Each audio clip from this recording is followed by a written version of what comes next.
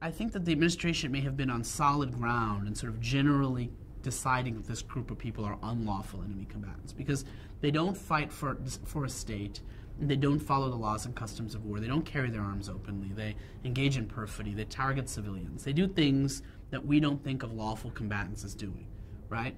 But so I don't think that that was the problem. I don't think it was that there was more process that was needed to distinguish between lawful and unlawful combatants. I think the problem was some were not combatants and some were combatants. And so we had to figure out who are the people here that actually took up arms and were fighting or were organizing financing for Al-Qaeda, whatever it was that these people were up to, and who were people who were in the wrong place at the wrong time. There's a greater risk of misidentification with respect to these people, one.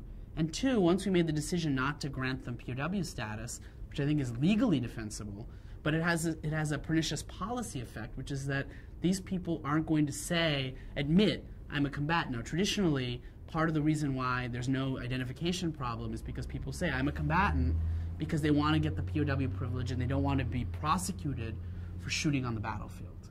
When we're not giving these people POW privileges, their incentive to be honest about who they are is reduced.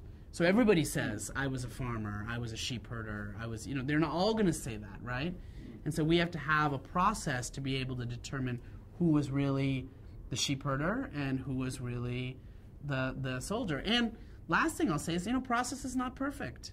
The government, during the Bush administration, we had our process in place, and that process resulted in releasing people who turned out to be dangerous terrorists.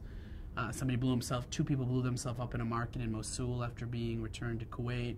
An individual who got a very high position, Al-Qaeda in Yemen, who subsequently was involved in the cartridge printer bomber plot, was at Guantanamo Bay at one point, and federal courts have made mistakes as well. It's just, it's a human process. So there are going to be mistakes made, but there's no way of avoiding process.